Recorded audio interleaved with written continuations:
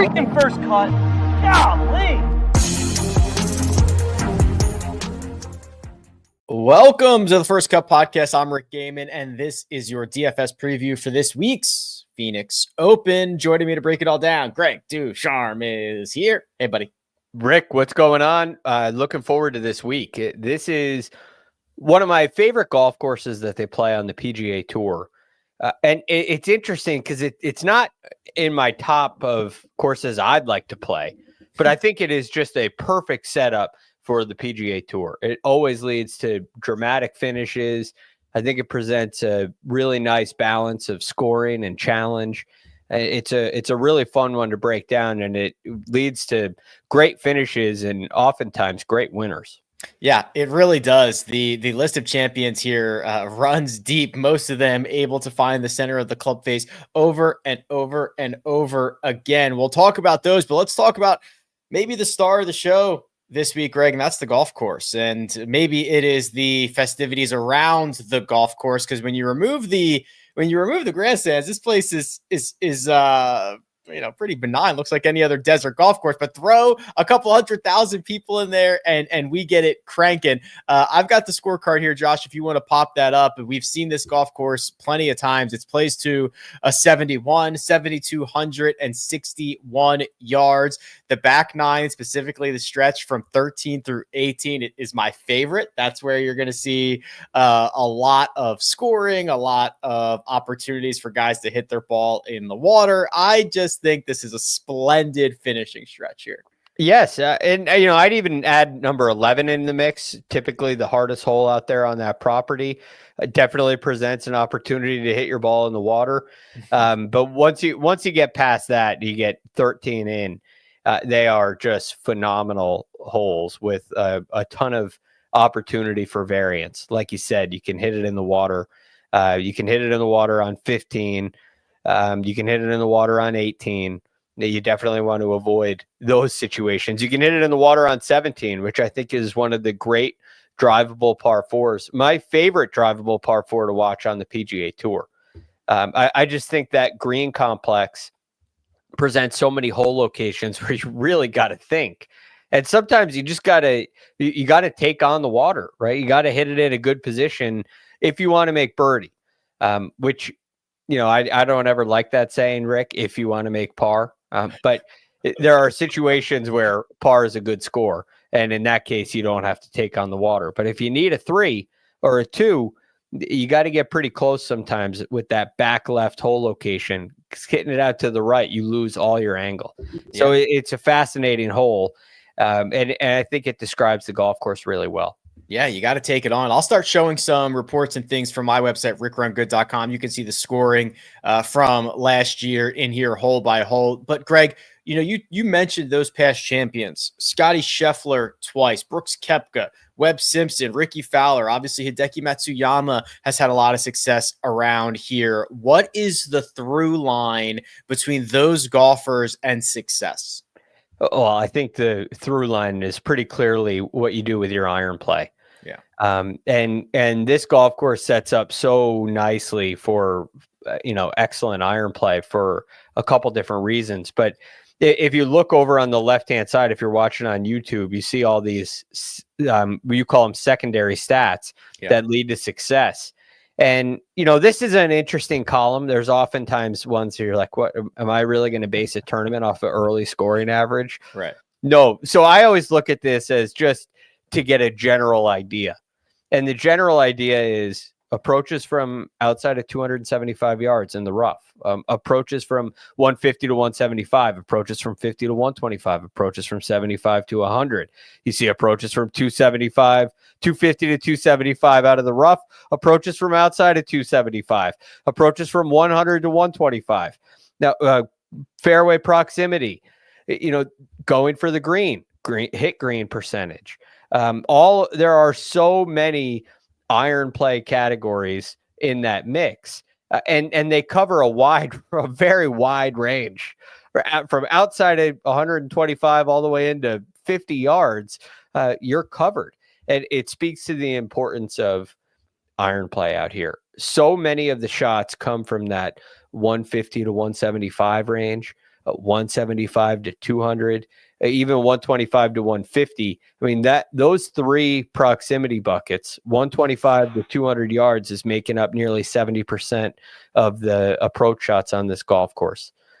So it really is, with a legitimate iron in your hand, that's where you're going to make your hay on this golf course. Yeah, I apologize. I left Nick Taylor off my list of recent winners. He finished runner-up and then won in back-to-back years. And you're right, Greg. That's what the model says as well. It likes guys who can hit their second shots to the correct area of the putting surfaces and give themselves a chance. The other thing, I do want to back up a little bit to the off the tee situation, because especially on the second nine, there are a lot of spots where you're 2 yard. It's just a 2 yard difference from really good or fine to really bad. And I think of 11, the water all the way down the left-hand side. If you're in the fairway, left side of the fairway, perfect. You're in the 2 yard cut of rough, fine. Any further than that, you're gone. You'll see that other places where desert is in play. So I don't need these guys to be the greatest drivers in the world. I just need to keep it on the green stuff. Yes. Greatest show on grass does not mean the desert. Okay. It doesn't include the desert. So that is important as well. And Rick, I think one thing, when you start looking at really good iron players, they generally have some pretty good golf swings. That may sound obvious, but they can get the ball around a golf course off the tee. And so, for our purposes here, if someone is extraordinarily wild, it may be a red flag. And ultimately, I think what you can use to determine that is course history. If you see somebody, like looking at your stats page, if I go to the most common approach bucket, 150 to 175, there's actually quite a few 6K guys that rate out pretty well. But they sometimes have pretty poor course histories here. And that's the kind of thing that points me away from a player like that. For instance, Joel Dahmen, it was fifth on the PGA Tour from 150 to 175 last year, combining this year. And now that looks really good. He's at 6,400, but his record here is not very good. So something else is holding him back. While my primary focus is on iron play, I think course history is also an extremely important indicator and can tell you some of those other finer details that may be missed from time to time.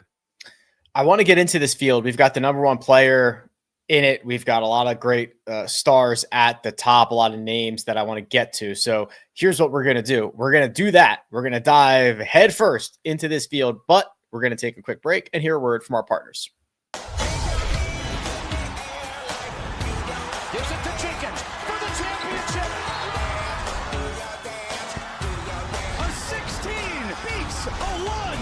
From sweet to elite to the final four.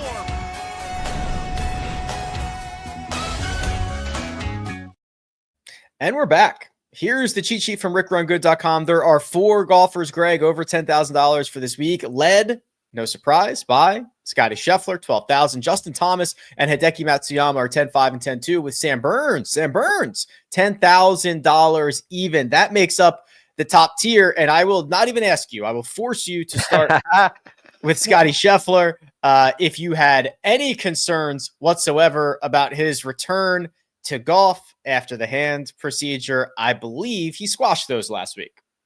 I believe he did as well. Now, a tied 9th finish is, very good for most players. For Scottie, it may have left you wanting a little bit. If you had Scottie in your lineup, you may have said, shoot, I should have played Rory. But I think coming back to a golf course like this that puts so much emphasis on iron play, you had to like what you see out of Scottie Scheffler last week. He led the field. I mean, his first event back after a minor surgery, and he leads the field approaching the green again in difficult conditions. That's just wonderfully impressive. And you think about the 2 wins here at this event, in back-to-back years. Could he go 3 out of 4? I think there's a very realistic possibility that he does. And after in his failed 3-peat attempt last year, he finished tied 3rd. The year before he won twice, he finished tied 7th. So this is a phenomenal spot for Scottie. I'm excited to see him play in some better weather. And I'm really looking forward to what we're going to get out of him. I will also add, Rick, I think this is going to be our first really high quality look at that claw putting grip and how effective it is. Because I could see him giving himself a lot of 15-footers, a lot of 10-footers for birdie this week. And we'll get a real sense of where he is with that claw grip. A couple pieces of nonsense before we move on. If Kyle Porter was here, I'm sure he would say something to the effect of Scottie Scheffler has lost to 8 golfers over his last 4 years at the Phoenix Open. He always loves those little nuggets. Yeah. And the other one, Greg, is I learned that if it's happening to you, there's no such thing as a minor surgery. But if it happens to somebody else, you can say, yeah, it's a minor surgery. Yeah. I think that's pretty good. But it just there's time away. Whether it's I think we saw last week that it was minor. There's nothing bothering him about it, and we know it was just a cleanup. It was a cut. They needed to go in and make sure there was nothing left behind. Make sure they're not sewing any glass into his hand. And thank God they did that for all of our sakes, because we love watching him play. But when you see him come back and perform the way that he did, it's a sign of a low maintenance golf game, right? One that doesn't require a whole lot of work to be operating on full cylinder. I like that description. Yeah, we're right back where we left off, in my opinion. Well, if you want to save $1,500, that's the gap to Justin Thomas and others. So we've got JT, we've got Hideki, we've got Sam Burns, Greg. Let's live in a world for a moment where Scottie Scheffler doesn't exist. What are the considerations for these other 3? I think they actually nailed the pricing this week, which is kind of unfortunate.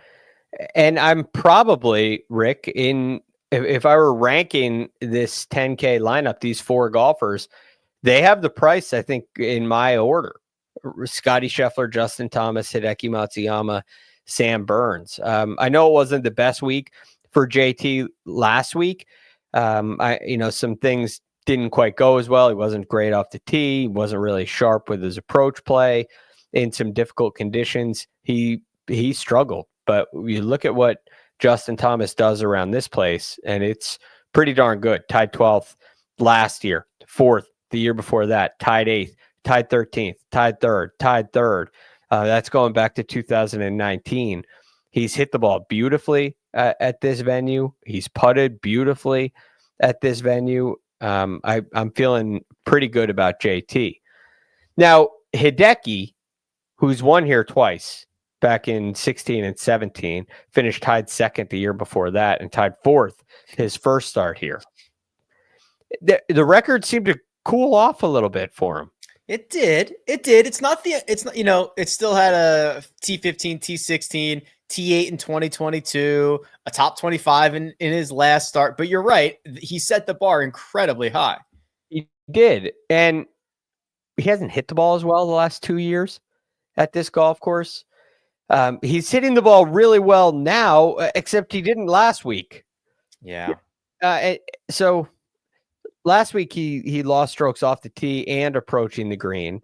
Is that just a blip? Is that just a blip in the radar? My instinct is probably yes. My instinct is probably yes as well. He's going back to a place where he's got lots of great vibes, and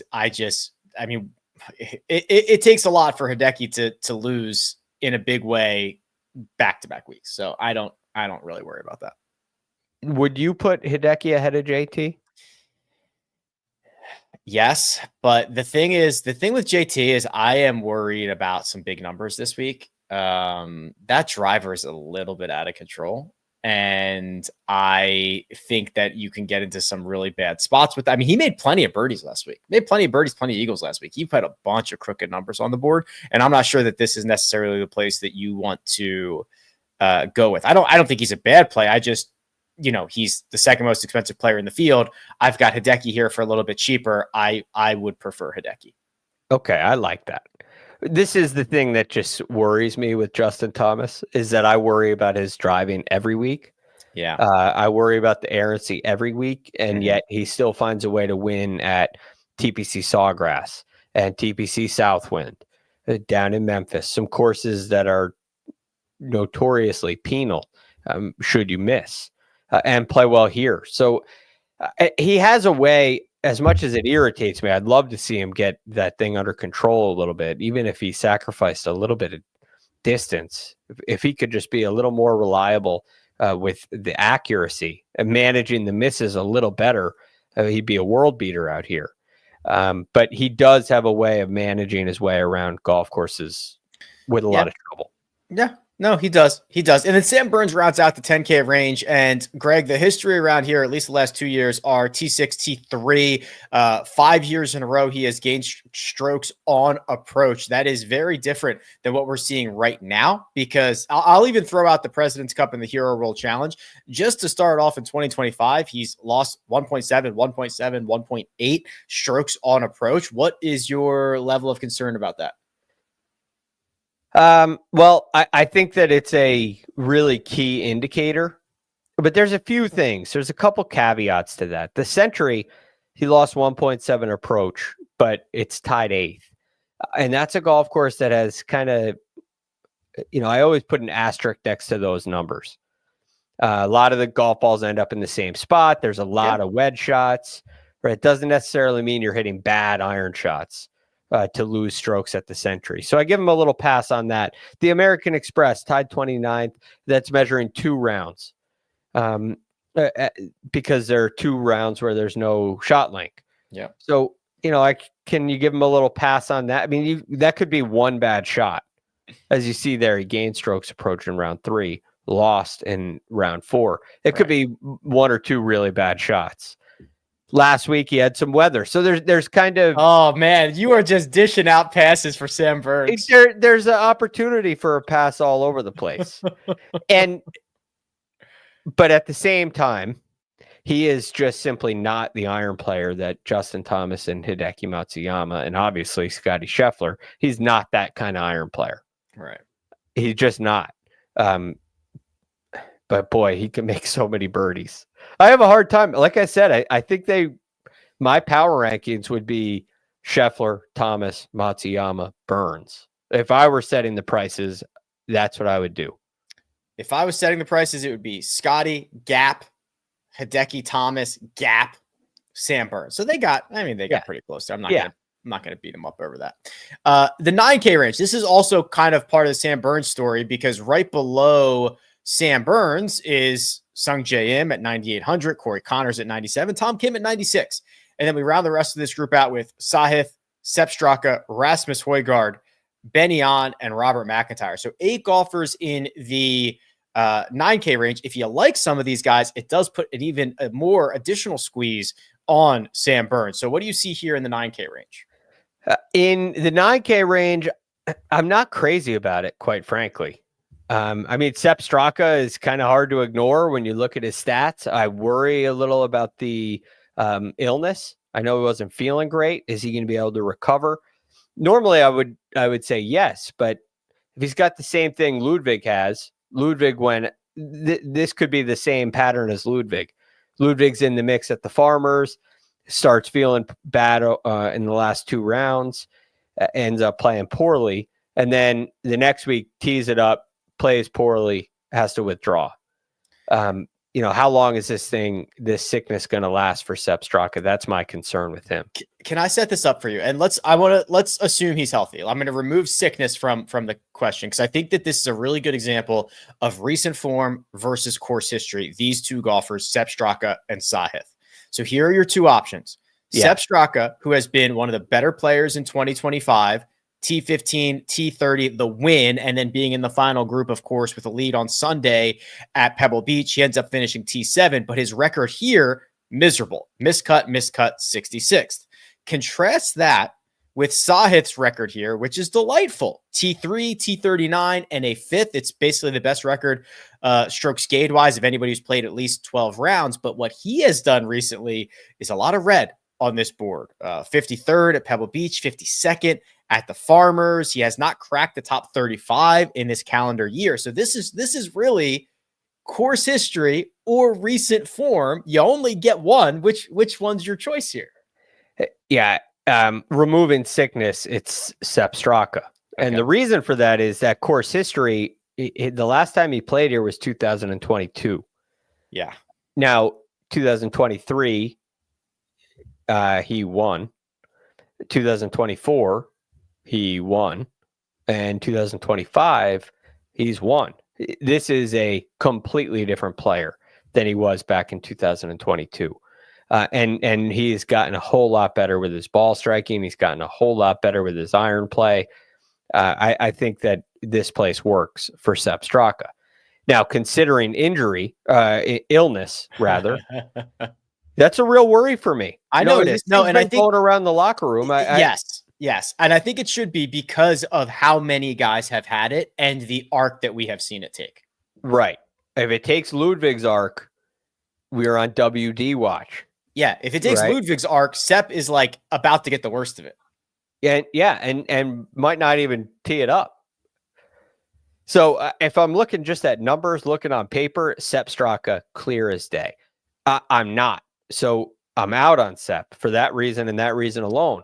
So now I go to Theegala. And I could find a pathway for Theegala to play him. I could take a chance on him. He's a little expensive for me to be taking a big chance. But I love his course history. I love the way he putts here. And he putted pretty well at Pebble Beach. Seemed to get that back on track. And I know last week's a no-cut event, but he's still making cuts. I think he could get on a venue like this and really bring out the best of his game. So I could go there. Like I said, I don't love this range. I put Theegala down as a guy because of course history, and I only put one other name down in the 9K range. Who else? Rasmus Højgaard. Okay, so he was on my list as well, but I thought you were gonna hit me with one more. But here's Rasmus, who we talked about this last week. Greg played a ton the entirety of 2024 and played great on the DP World Tour at the end of the year. Just came over to play at Pebble Beach, now starting this PGA Tour swing, this PGA Tour career now, and he finished T22 last week. So he was definitely on my list as well. He's never played this event before. He's never played it before. What I'm really encouraged by is the fingerprint that we saw in the DP World Tour. Yeah. Okay, this is great ball striking, great iron play, specifically, winning, finishing runner-up, top fives, all the whole deal on the DP World Tour seemed to translate to the PGA Tour really nicely. We saw a very similar stat profile at Pebble Beach than we did to his career on the DP World Tour. I think that's a good sign. That carryover is something I worry about with the DP World Tour guys. And it's really hard to know if they're going to be able to handle it. Perhaps having your twin brother out there who's gone through it for a year, perhaps that helps in this transition. And also in the field this week. Right? So it could be a little more comfortable. Maybe you're dealing with one less issue that most players from Europe or the DP World Tour or somewhere else around the world, one less issue that those guys have to deal with. Let me throw one more out at you here, and it's Tom Kim. Tom Kim, for all the wrong reasons, was a topic of conversation last week. I am going to act as if I did not watch the Pebble Beach Pro-Am, nor did I log on to Twitter, nor did I read any article, nothing, okay? What I see now is a golfer who was pretty stout last week, picked up strokes from tee to green in 3 of his 4 rounds, except for the final round, which we know he blasted one in the water on 6. That could have been that one stroke there. He ends up finishing T7 in a signature event. He's got a lot of really good finishes recently. I think I'm in on Tom Kim. I would be. I just don't have time.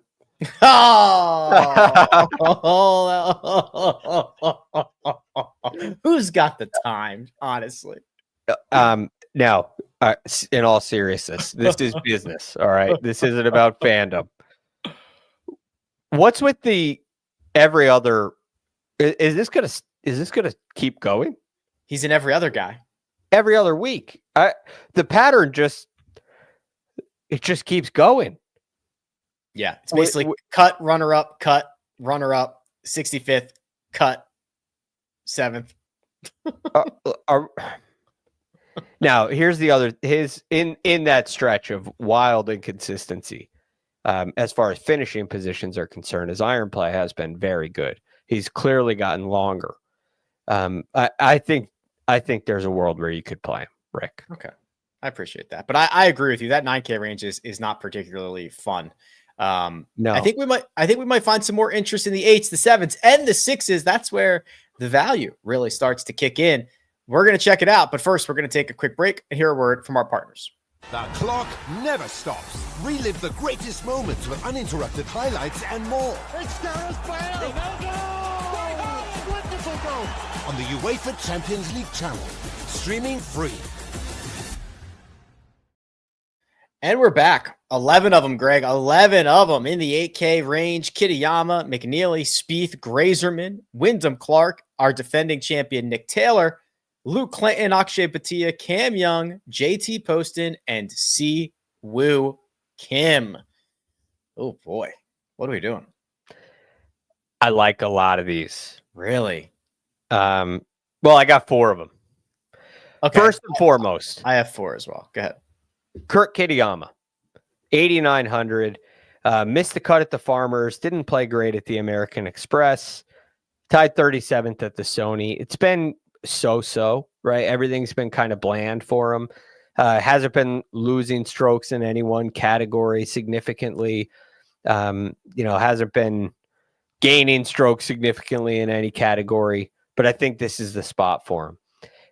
If you look at the stats page, he's behind only Scottie Scheffler in proximity from 150 to 175. Yeah. This is his area of expertise. It's exactly what this golf course asked for. He's even pretty good from 125 to 150, 175 to 200. He's got that whole area covered. What's nice, Greg, is that has actually translated to on-course success here. He's got 2 trips, and it's 23rd and 8th. So it right. Looks good on paper, and it has looked good in real life. Yeah, and that's the thing that you got to pair. Like this would be real easy if we just could tell you, hey, you're looking at these 3 stats. Go find the guys who are good at that. It'd be real easy to build lineups. It doesn't always play out that way because there's just simply more to it than that. But when the stats that the course asks for match what the player does, match what the player has done, it's a really good sign for me. I call that checking the boxes. Kurt Kitayama checks them for me. Oh, checking the boxes for Greg. Kurt Kitayama is number 1. Okay, what's number 2? Number 2, also, one below, 8,800, Maverick McNealy. Okay. Now, he may have hurt you last week with a tied 40th at Pebble Beach. I assume he was pretty darn popular. I'm going right back to the well. He putted terribly. Yeah. In fact, I believe it's the worst putting performance of his entire career. Oh, it might be. It was pretty bad. He lost over 4.5 straight. Yes, it is. Worst of his career. It just edged out the 2021 Players Championship, the worst putting performance of his career, 4.69 to the negative. I'm with you that this generally isn't going to happen twice for Maverick McNealy. He's played here twice. 2023, he withdrew. He was hurt. 2024, he was hurt. Right. So rule it out. 2024, tied 6th, gained a shot and a half putting. So I think there's a really good chance that the putting comes back to, let's say, even. And his ball striking, 4 out of the last 5 weeks, which does include the RSM, but everything else is the 4 events he's played in 2025. It's been really, really good with his iron play and his driver. So I ran a really, really, really nerdy model earlier today, which was only focused on how many more birdie opportunities does a golfer have of 15 feet and closer compared to the field. So opportunities gained. And then also how many putts from 20 feet and out are guys making, because you either have to beat the field by hitting it closer more frequently, hitting it inside 15 feet more frequently, or making the putts from the ranges where more guys are going to be coming from. Scottie Scheffler was number 1. Maverick McNealy was number 2. Now that is like as deep into the weeds as you can get, but it is true that he popped up number 2. It's almost like the spreadsheet masters. Oh, which would have been identical. Like it would have, like I determined the outcome of that match. It actually did happen. There was 2 Masters in 2020. Webb Simpson and Dustin Johnson were your winners. That's right. Congratulations, Webb. So I got McNealy on the list. All right.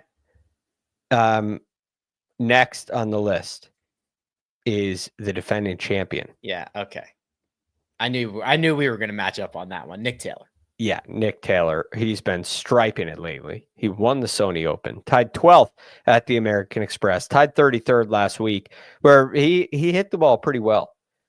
You know, it's a really good field, and these things can happen. So I love what I'm seeing out of Nick Taylor. And again, on a venue like this where you have really sticky course history, he's finished second and first, seemed to figure something out at the WM Phoenix Open. So I'm excited about his game. I think it's reliable. Coming back to a place with a lot of good memories. And I don't really think there's going to be too much hoopla with him being the defending champion. No, I don't think, admittedly, I don't think anyone cares. So that's a good thing for him. Yes, I agree. It's a good thing.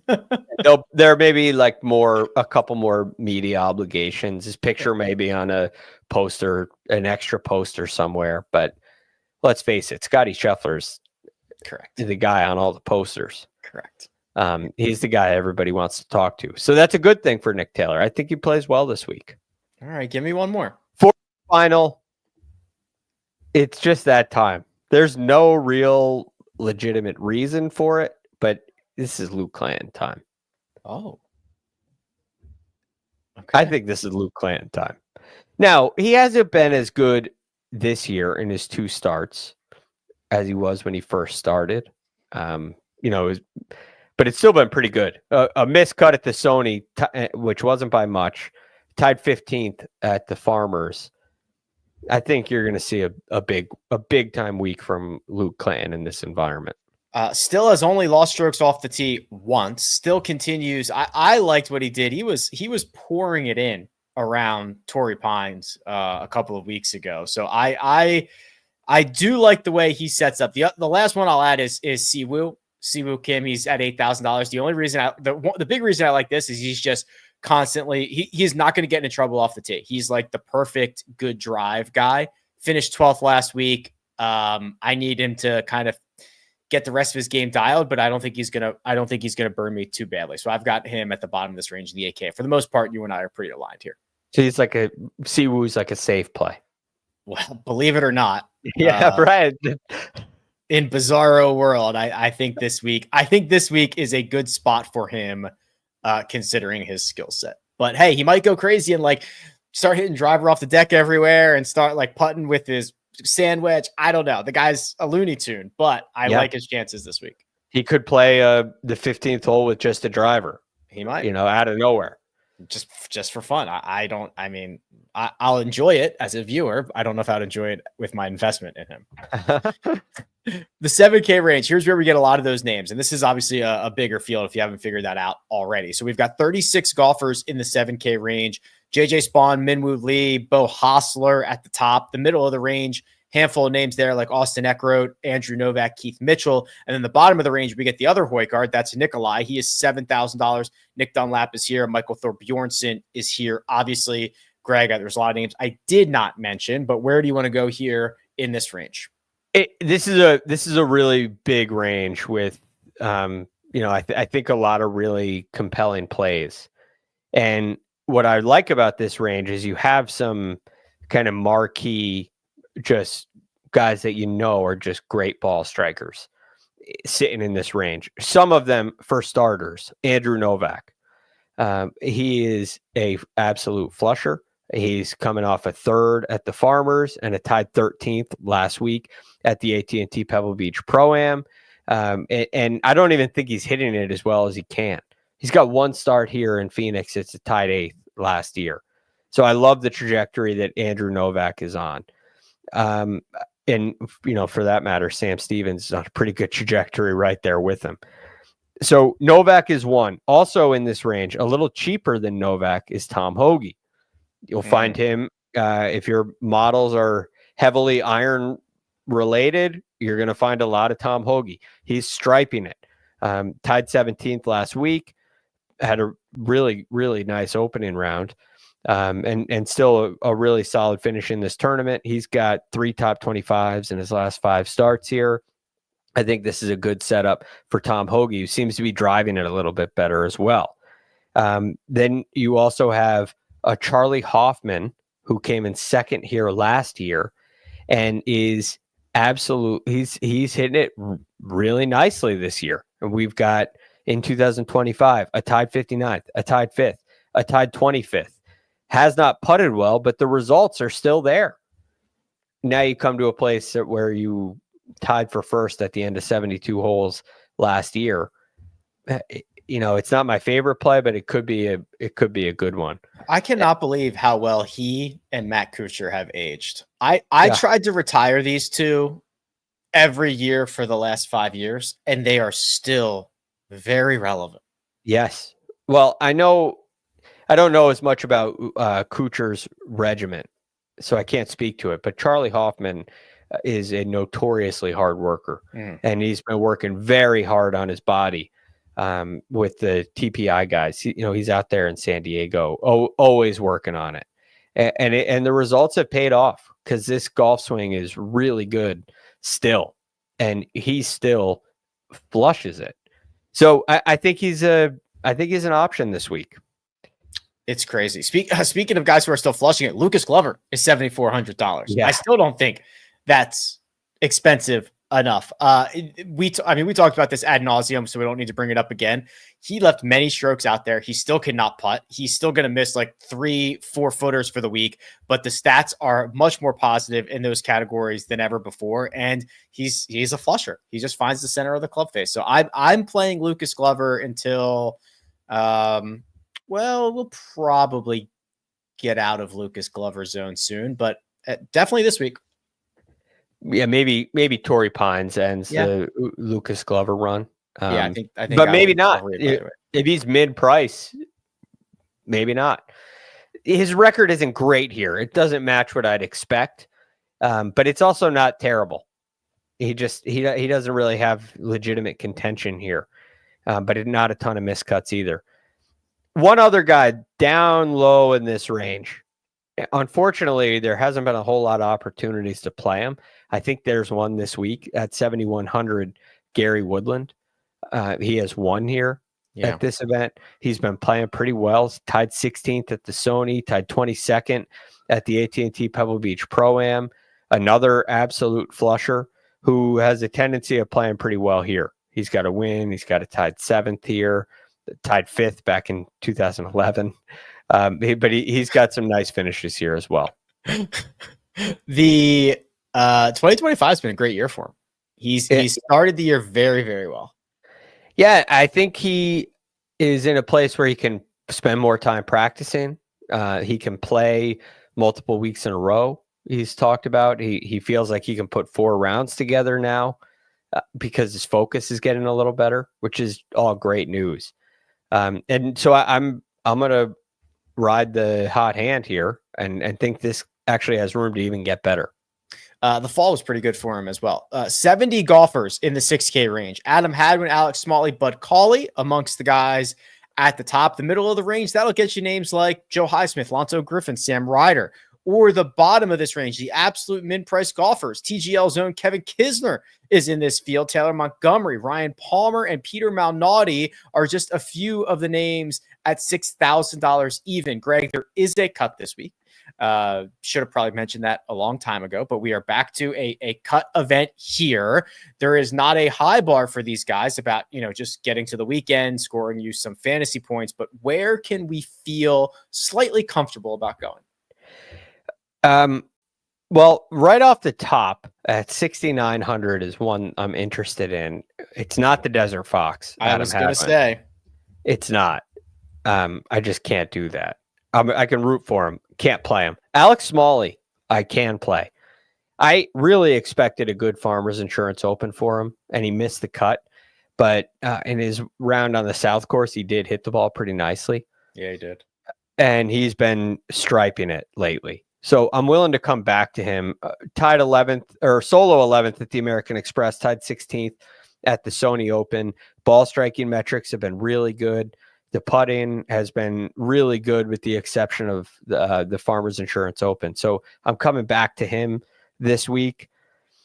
And then from there, we go a little bit lower in the 6K range. I do think there are some interesting plays. At 6,600, Adam Schenk is interesting to me. You know what? I clicked his name earlier, but I just didn't I don't know if I just forgot to look, but I clicked his name and I don't remember what I saw. Okay. So 25th at the Farmers, Greg. He withdrew from the American Express, but that was one of those oh no, he withdrew after the first round. Yeah, I'm not sure what happened. But he came back to the Farmers and finished tied 25th. The very next week. So seemingly good to go. It's seemingly good to go. That's how I'm interpreting that. His last two starts here in 24 and 23, tied 17th, tied 23rd. I think that Adam Schenk, after a really disappointing season last year, especially at the end, I think he's kind of back on track. And this is a little bit of a stretch play, but I think his talent is better than 6,600. Josh is telling me it was back spasms is what he cited for the WD at the American Express. But like you said, nothing to worry about. Yeah, sure. Nothing to worry about. Played the next week. I will round that out. So the T6 at the Sony. So now he's got a 2025 off to a really good start. And if you're watching on YouTube, you do see a pretty significant change from the way he played basically from the summer until the end of the year. And then now, which is clearly much better. He is $6,600. So I think it's worth a chance on that. And it's still a risk. He hasn't really proven this yet, but I just have an inkling that he's going to get his game back to, trying to make the Tour Championship kind of a place. It takes good weeks at golf courses like this to make that happen. Another one, Rick, I think you'll be pretty interested in as well. Is where is he? There he is. 6,600 also. Chris Ventura. Yeah. You got to love this, right? Tied 4th at the Farmers. I do love it. Yeah. After your backing, tied 58th at the American Express. That's a pretty darn good start for a really talented player. Seems to be hitting the ball really well as well. Yeah. I thought you were going to say Lanto Griffin is the one that I was going to like, which I do. Lanto playing great golf. All right. We talked about this a little bit. I think you were all over this, wins at Q School, now playing with a little bit of a new lease on his career, 34th of the American Express. And he was around it at the Farmers. He ended up finishing T9. He hit a lot of good approach shots that week. Seemingly healthy, seemingly confident, very cheap at $6,500. I'm happily, for the first time in about 3 years, I will be clicking Lanto Griffin's name this week. It's a great play. He's on my list as well. It's a great play. He's really good at golf and he's really cheap, which I love. Not the best record here. Horrible. One more at 6,500. Give it to me. You've seen him on commercials. Sam Ryder. How many caddies would that take? Oh, about 10,000 caddies. Oh, okay. He has in 23 and 22 a tied 20th and a tied 23rd here. He did miss the cut last year. And he's coming off of 3 pretty good finishes. Tied 21st at the Sony, tied 43rd at the American Express, tied 25th at the Farmers. I think the way he's done it is sustainable. His approach play is very good. His putting has been good to okay. Somewhere in that range. I think this is a pretty well-rounded game and could be also worth a chance. I think I've given up on Joe Highsmith. Maybe you knew that already, or maybe this stuff is just kind of fall. The putter, he made that putting switch in the fall, right? And it was working, and then it stopped working. Right. That was the concern, that it was going to go away, and it did. Yeah, it went away. Right. It went away over the break. So disappointing. Hopefully he can get it back on track. Maybe he just needs a hole-in-one or something to get him going again. That would be nice, wouldn't it? Still waiting on Matthew. 3 last year. Still waiting on Matthew Pavone's swing changes to take effect. He's been miserable. So we're keeping an eye on some guys, but not clicking any names there. No, there's very few. I think, like I said, I think there's 5 names you can click in this range. Maybe there's more. That's what I found. Yeah. Okay. It is back to, I guess I shouldn't say, well, maybe I should say it's a Thursday start like normal. We've got a cut this week. We've got Super Bowl Sunday. We've got the greatest show on turf. We've got the People's Open. We've got everything, Greg. I'm excited. I'm excited too. World number 1, Scottie Scheffler in the mix. Justin Thomas, Hideki Matsuyama. Hopefully we can get a nice mix of those guys with some of our guys. Some of the guys we mentioned here today up near the top of that leaderboard, because it's a thrilling finish just about every year. So I'm looking forward to watching it, and then wrapping it up on Sunday during the early stages of the Super Bowl. Which I'll say this, Rick, when we start doing this show during the beginning of the Super Bowl, I don't mind it. We miss all the hoopla. So if you don't want to watch all the extra commercials and this game's supposed to start, but it's not starting yet, why is this taking so long? Talk about pace of play in golf. It's a problem in the Super Bowl. Yeah. Well, this can be a nice bridge for you. So you miss all of that. We'll be here for you. We'll be talking golf. We'll be crowning a champion. And before then, we'll be back on Tuesday. We'll be back on Friday just to get y'all hot and bothered for that Sunday finish. Get y'all fired up for the week. Big thanks. Producer Josh does all the hard work behind the scenes. That right there, it's Greg DuCharme. You can find him at The Real GFD, and you can find me at Rick Run Good. This has been The First Cut. We'll catch you next time.